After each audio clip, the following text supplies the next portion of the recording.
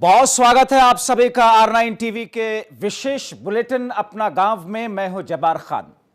अगले आधे घंटे में गांव, जवार, खेत खलियान से जुड़ी खबरों के इस बुलेटिन में हम आपको उत्तर प्रदेश के गांव से जुड़ी हर वो खबर दिखाएंगे जो देश और दुनिया की खबरों की होड़ में कहीं पीछे छूट जाती हैं।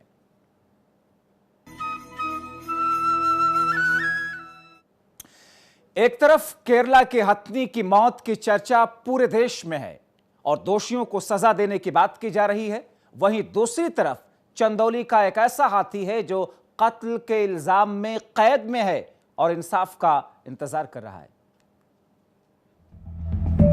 अपनों से दूर, कैद में मजबूर,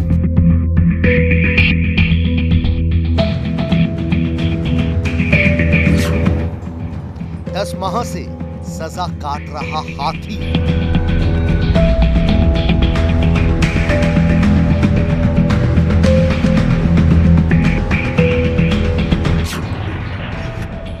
महावत को रिहाई का इंतजार।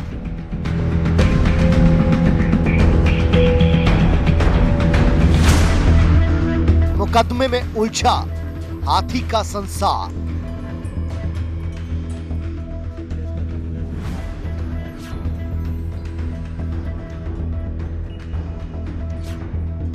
मर्डर के मुल्जिम गजराज। जी हां, आज हम दो जगहों से आई हुई अलग अलग तस्वीरों को आपके सामने रखेंगे और यह समझने की कोशिश करेंगे कि एक तरफ देखिए दो तस्वीरें, एक केरला की तस्वीर जहां पर एक गर्भवती हथनी की मौत हो जाती है अनानास में पटाखा रख करके उसे खिलाए जाने के बाद। दूसरी तस्वीर जो कि आप देख रहे हैं उत्तर प्रदेश के चंदौली से है। आप अचंभित हो जाएंगे कि क्या एक हाथी मौत की सजा काट रहा है या एक हाथी एक जुर्म में 10 साल से कैद में बंद है। वो इंतजार कर रहा है इस बात का कि उसकी रिहाई कब होगी। दो तरह की तस्वीरें, एक तरफ एक हथनी जिसकी मौत हो जाती है और उसके इंसाफ के लिए, उसकी इंसाफ की उम्मीद में, आस में प्रदेश के लोग इस वक्त आवाज बुलंद कर रहे हैं, तो दूसरी तरफ एक हाथी खुद ही एक जुर्म में सजा काटने पर मजबूर है और वो इस बात का इंतजार कर रहा है कि आखिर उसे इस जेल से रिहाई कब मिलेगी। आपने इंसानों के लिए कानूनी सजा की बात तो सुनी होगी, लेकिन क्या किसी हाथी पर मुकदमे की बात सुनी है? अगर नहीं तो आपको एक ऐसे ही हाथी की कहानी हम सुनाने जा रहे हैं जिस पर मौत का मुकदमा चल रहा है और वो हाथी पिछले 10 महीनों से कानूनी सजा काटने को मजबूर है।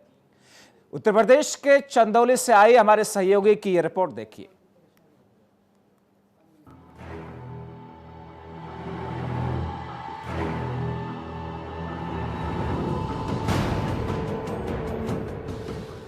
जंजीर में जकड़ा ये हाथी अपने मालिक के यहां नहीं बल्कि मौत के जुर्म की सजा काट रहा है।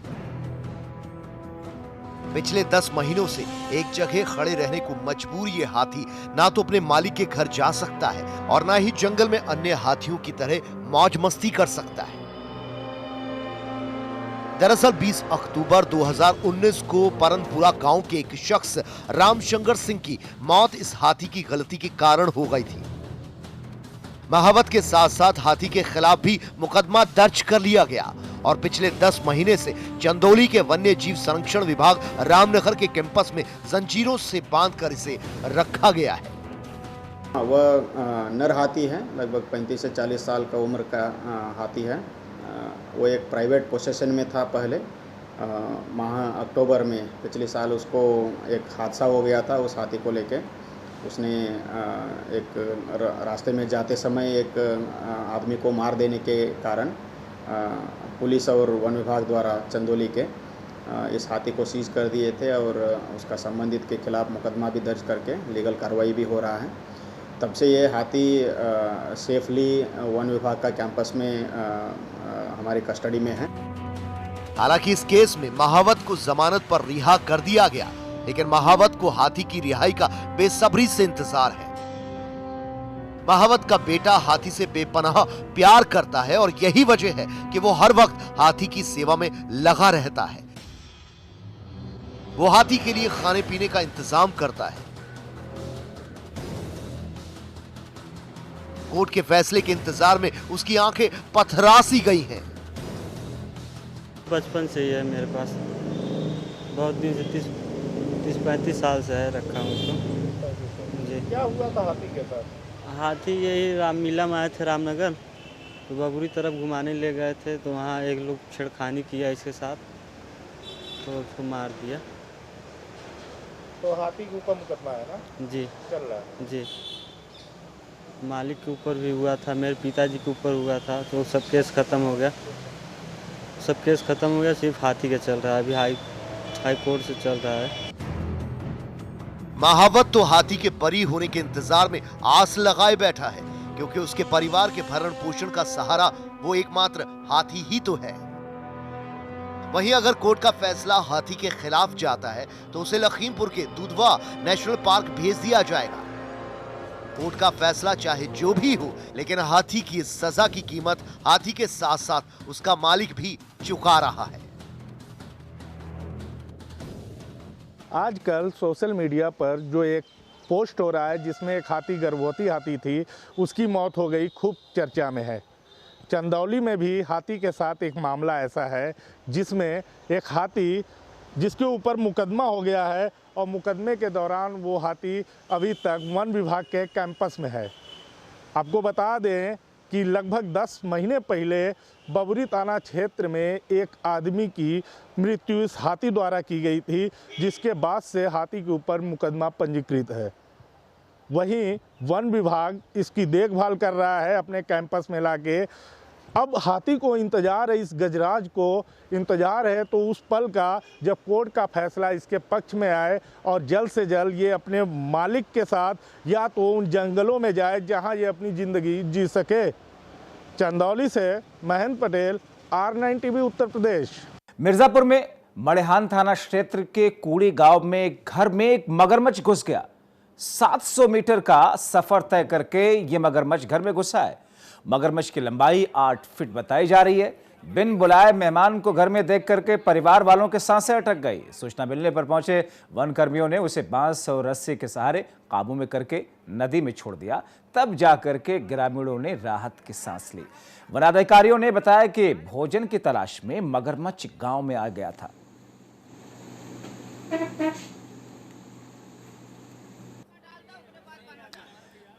तो तस्वीरों में आप देख रहे हैं किस तरीके से ग्रामीण वहां के लोग इस मगरमच्छ को किसी तरीके से रस्सी के सहारे, बांस के सहारे काबू में कर रहे हैं। जाहिर तौर पर खतरा उनके सामने भी इस वक्त था कि अगर काबू में करते हुए मगरमच्छ ने उन पर अटैक कर दिया तो फिर क्या होगा। इसलिए ग्रामीणों ने बड़ी सूझबूझ के साथ में पहले उसे काबू में किया और इसके बाद में उसे ले जा करके नदी में छोड़ा। नोटबंदी को 4 साल पूरा होने को है। जो पुराने रुपए चलन से बाहर हो गए हैं उनको बदलने का सिलसिला अभी भी जारी है। जी हां, आजमगढ़ जिले के पुलिस ने ऐसे ही एक मामले का खुलासा करते हुए 7 लाख रुपयों के पुराने नोट के साथ 3 आरोपियों में 2 को गिरफ्तार कर लिया। एक आरोपी मौके से फरार होने में कामयाब रहा। दोनों आरोपी पड़ोसी देश नेपाल में मौजूद कुछ लोगों के द्वारा कमीशन लेकर के पुरानी नोटों को बदलने का काम करते थे, जिसमें पुलिस को सूचना मिली थी और पुलिस ने पहुंच करके आरोपियों को गिरफ्तार किया है।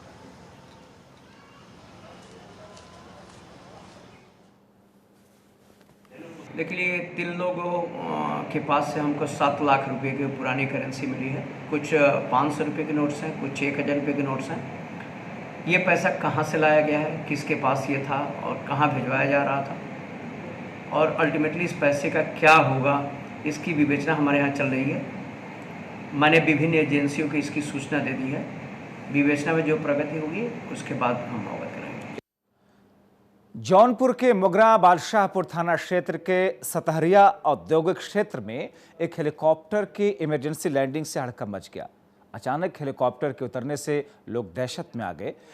खेत में 10 मिनट तक हेलीकॉप्टर रुका रहा। जब तक लोग कुछ समझ पाते तब तक हेलीकॉप्टर फिर से आसमान में उड़ान भर चुका था। हेलीकॉप्टर लैंडिंग के बारे में एसडीएम अमिताभ यादव ने इसकी वजह से अनभिज्ञता जताई। ये देखिए हेलीकॉप्टर जौनपुर में किस तरीके से खेत के बीचों बीच में, जहां पर गेहूं की फसल की कटाई हुई, वहां पर लैंड कर रहा है और इसके बाद में फिर अचानक वहां से उड़ जाता है। चित्रकूट में 21 जून को मनाए जाने वाले विश्व योग दिवस की तैयारियां तेज हैं। दीनदयाल शोध संस्थान के आरोग्य धाम में 5 दिवसीय प्रशिक्षण शिविर चल रहा है, जो कि 2 जून से शुरू हुआ। ये प्रशिक्षण शिविर 6 जून तक चलेगा। इस प्रशिक्षण शिविर में महिलाएं और बच्चे भी शामिल हैं। शिविर में प्रशिक्षण लेने के बाद में अलग अलग केंद्रों में जाकर के 7 से 21 जून तक योग का अभ्यास कराएंगे, जिसके लिए चित्रकूट में 50 से ज्यादा केंद्र बनाए गए हैं। सभी केंद्रों में एक पुरुष एक महिला प्रशिक्षण को भेजे जाने की बात कही जा रही है। बड़े और सामूहिक कार्यक्रमों में रोक के कारण छोटे केंद्र बना करके कार्यक्रम का आयोजन किया जाएगा। शिविर में सोशल डिस्टेंसिंग के साथ योग का प्रशिक्षण दिया जा रहा है।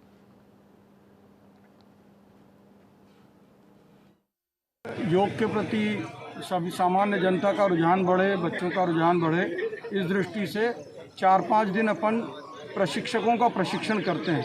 ये 2 तारीख से 6 तारीख तक प्रशिक्षकों का प्रशिक्षण आरोग्य धाम में, फिर 7 तारीख से लगभग 60 से अधिक केंद्र। और सामान्य जनता की ओर से बहुत डिमांड आ रही है कि हमारे यहाँ।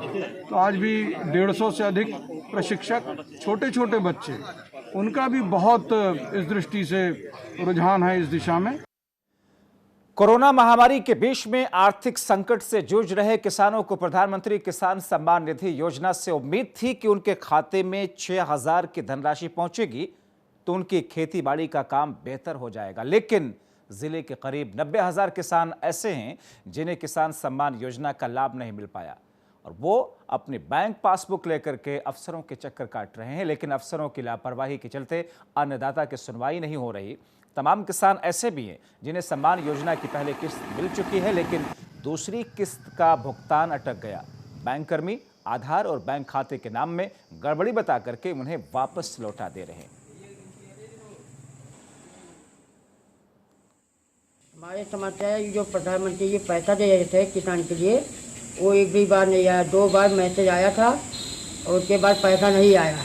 लेखपाल आए थे यहाँ, वो ठीक करने के लिए, ठीक है, बोले कि यहाँ पर पैसा आ जाएगा आपकी बार, और पैसा एक भी बार नहीं आया हुआ है। नहीं, पैसा तो जा रहा है किसानों के खाते में। यहाँ लगभग 5 लाख के आसपास किसान हैं और लगभग 4,10,000 किसानों के खाते में पैसा जा चुका है। कुछ किसान ऐसे हैं जिनका खाता गड़बड़ है या नाम में मिसमैच है या आधार इनवैलिड है। इस वजह से थोड़े बहुत किसानों का पैसा रुका है। इसके लिए हम लोगों ने ब्लॉक स्तर पर व्यवस्था कर रखी है। जो हमारा ADO-AG है उसके पास लॉगिन पासवर्ड है हर ब्लॉक का। जो ऐसे किसान हैं जिनका पैसा नहीं जा रहा, वो ब्लॉक स्तर पर जाके और जो ADO-AG है उससे मिलकर उसको सही करा सकते हैं। उत्तर प्रदेश का पूर्वी जिला गोरखपुर, जहां के खजनी विकासखंड में ग्राम प्रधान की गुंडई किस तौर पर सामने आई, हम आपको बता रहे हैं। ग्राम प्रधान पर मजदूरों ने आरोप लगाया कि मनरेगा के मजदूरों को खुदाई के काम में ना लगा करके प्रधान जी ने पोकलेन और JCB की मशीनों के जरिए खुदाई का काम शुरू करा दिया। लोगों के मुताबिक प्रधान दबंग है, किसी मनरेगा मजदूर को कोई मजदूरी का काम नहीं दे रहा, उसकी जगह पर मशीनों से काम करवा रहा है। यही नहीं, ग्रामीणों ने यह भी कहा कि पोखर की गहराई इतनी गहरी है, इतना ज्यादा है कि अगर कोई पशु पक्षी गिर जाए उसमें या आदमी ही गिर जाए उसका बचना मुश्किल है। इस मामले पर जिला पंचायत राज अधिकारी हिमांशु ठाकुर से बात की गई तो उनकी ओर से कहा गया कि मामला संज्ञान में है, जांच की जा रही है, कार्रवाई होगी। ये देखिए, मजदूरों के लिए जो है मनरेगा के लिए काम तो है, लेकिन प्रधान जो है यानी करवा रहा है, यानी मजदूर तो उनको तो मिलेगा क्या, लेकिन यानी मनमानी करके यानी अपना खुद प्रधान करवा रहा है। ये JCB से खुदाई करा के, हाँ, ये मामला कल में संज्ञान में आया हुआ है। हम लोग इसकी तहकीकात डिटेल में कराएंगे, ठीक है। इसके बाद अगर जांच में अगर प्रधान या कोई भी संबंधित जो भी दोषी पाया जाता है, अगर ये मामला सही है तो उनके खिलाफ कार्रवाई की जाएगी। और अब बात पुलिस और बदमाशों के बीच मुठभेड़ की। अंबेडकर नगर से खबर, जहां पर यह मुठभेड़ हुई है जिसमें एक बदमाश को गोली भी लगी। हालांकि एक बदमाश गिरफ्तार कर लिया गया है। मुठभेड़ के दौरान एक सिपाही के पैर में भी गोली लगी। घायल अवस्था में सिपाही को अस्पताल में भर्ती कराया गया। पुलिस अधीक्षक आलोक प्रियदर्शी के मुताबिक एक दिन पहले रात में जहांगीरगंज थाना क्षेत्र में 2 ट्रकों को रोककर बदमाशों ने लूटपाट की वारदात को अंजाम दिया था और जिसकी छानबीन जारी थी। शाम को पुलिस टीम ने चेकिंग कर रही अपनी इस योजना के तहत जब 2 लोगों को रोकने की कोशिश की, बाइक पर 2 लोग वहां पर आ रहे थे जिन्हें पुलिस ने जब रोका, जिस पर बदमाशों ने फायरिंग शुरू कर दी और इसके बाद में पुलिस ने कार्रवाई करते हुए जवाबी फायरिंग की। एक शख्स को, एक बदमाश को गिरफ्तार किया गया है, जिसके पास से एक पिस्टल, एक बाइक, लूट के 10,000 रुपये भी बरामद हुए।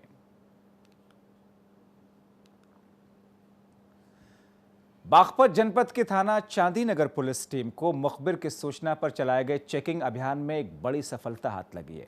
पुलिस टीम ने अंतर्राज्यीय वाहन चोर को गिरफ्तार किया है, जिसके पास से पुलिस ने चोरी की 7 मोटरसाइकिल्स बरामद की। फर्जी पेपर लगा करके सस्ते दामों में ये लोग बेचते थे। पुलिस ने चोर के पास से 250 ग्राम चरस, देसी तमंचा, कारतूस, ये सारी चीजें बरामद की है। पुलिस गिरफ्त में आए वाहन चोर का भाई, जो कि मास्टरमाइंड है, अभी भी पुलिस की गिरफ्त से बाहर है, जिसकी तलाश में पुलिस जुटी है।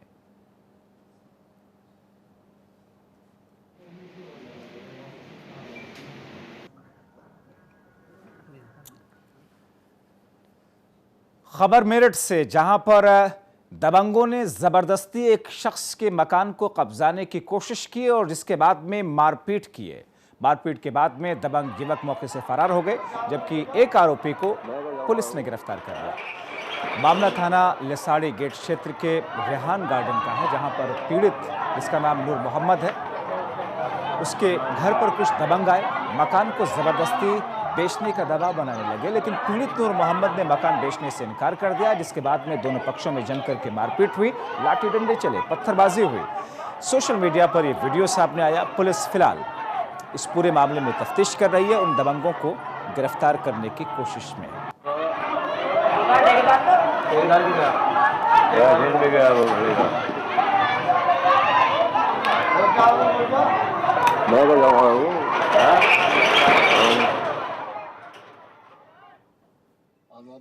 पर बात आ रही, अब 2,000 रुपए उनके मेरे पे चाहिए, 50,000 उन पे मेरे चाहिए, उनके 2,000 मेरे। किसके चाहिए 50,000? दूसरी पार्टी पे, शकील पे, इसके बहनोई पे। क्या नाम है? सराफत पे चाहिए।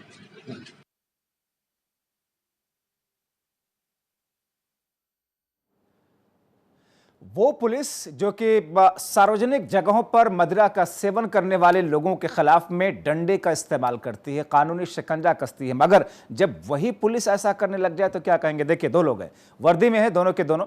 कानपुर से खबर है, कानपुर के बिल्हौर थाने के प्रभारी हैं साहब, ड्यूटी के दौरान ही वर्दी पहने हुए हैं। उसके बाद में ये जो स्थिति देख रही है, इसे देख करके आप क्या कहेंगे। हम बस इतना कहेंगे कि उत्तर प्रदेश के पुलिस के मुखिया शायद इस पर संज्ञान लें और कोई ऐसी कार्रवाई करें जो नज़ीर बन सके, ताकि आगे कोई खाकी वाला खुद कानून तोड़ने के बजाय उसकी रक्षा में ही सारी एनर्जी लगाए। चलिए, इसी के साथ अपना गांव में अभी के लिए बस इतना ही, लेकिन देश प्रदेश दुनिया की बाकी तमाम खबरों के लिए आप बने रहिए R9 टीवी के साथ।